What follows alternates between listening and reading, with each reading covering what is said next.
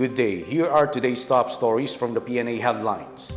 President Ferdinand R. Marcos Jr. has reaffirmed his support for all priority projects in Western Visayas and called on Iloilo local government leaders to strengthen collaboration with the national government.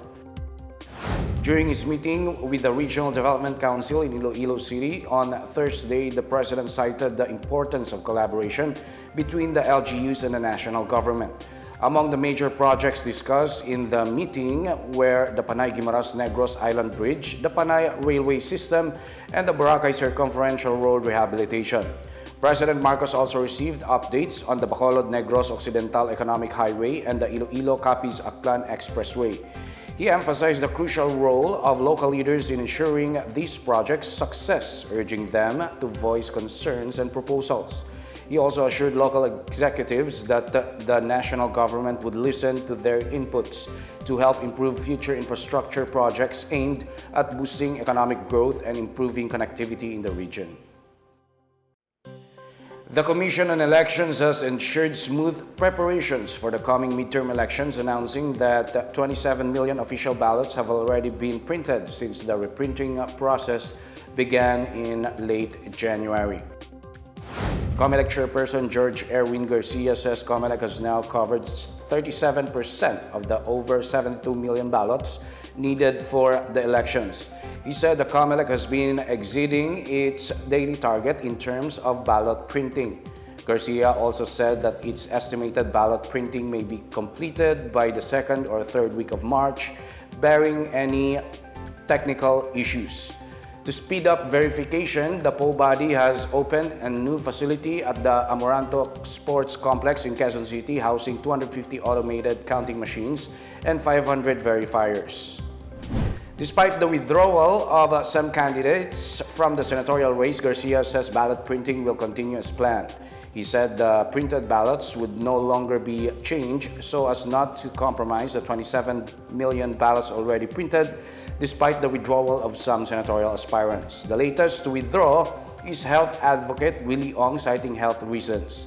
Garcia said that votes cast for withdrawn candidates will not be counted and will be considered stray. Another candidate, Agri-Party List Representative Wilbert Lee, also pulled out of the race earlier this week due to limited campaign resources. The Bureau of Immigration has barred several foreign nationals with a history of sexual offenses from entering the Philippines as part of the government's effort to protect children from exploitation. Immigration Commissioner Joel Anthony Viado reported that 6 convicted sex offenders were intercepted at the country's main airports in January. He said that 5 of them were stopped at the Ninoy Aquino International Airport while 1 was intercepted in Cebu. He said that the passengers were denied entry to the country after they appeared in the list of registered sex offenders in the BI database. Viado said that President Ferdinand R. Marcos Jr. is clear with his directives to safeguard children and keep foreign criminals out of the Philippines. The apprehended foreigners were sent back to their countries of origin within 24 hours of being flagged. Weather Bureau Pagasa reports that rains being experienced across the country today are caused by 3 weather systems. Pagasa says the shear line is bringing scattered rains and isolated thunderstorms over Batanes and the Babuyan Islands, while the easterlies are causing scattered rains and thunderstorms in the Bicol region, Eastern Visayas, Cagayan, Isabela, Aurora, and Quezon. Over the Mindanao, the Intertropical Convergence Zone is bringing similar weather conditions to northern Mindanao, Caraga, and the Davao region. Pagasa warns that moderate to heavy rains in these areas could lead to flash floods or landslides. For the rest of the country, isolated rain showers or thunderstorms are expected due to the ITCZ and the easterlies, with the possibility of severe thunderstorms causing flash floods or landslides. Meanwhile, Pagasa is monitoring a low-pressure area outside the Philippine area of responsibility. Pagasa says it is a low chance of developing into a tropical cyclone as of this time.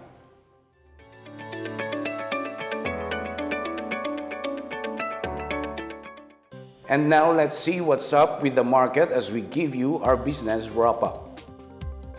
The Bangko Sentral ng Pilipinas has decided to keep its key policy rates unchanged after 3 consecutive cuts in 2024. BSP Governor Eli Remolona Jr. announced Thursday that the benchmark rate remains at 5.75% as decided by the Monetary Board.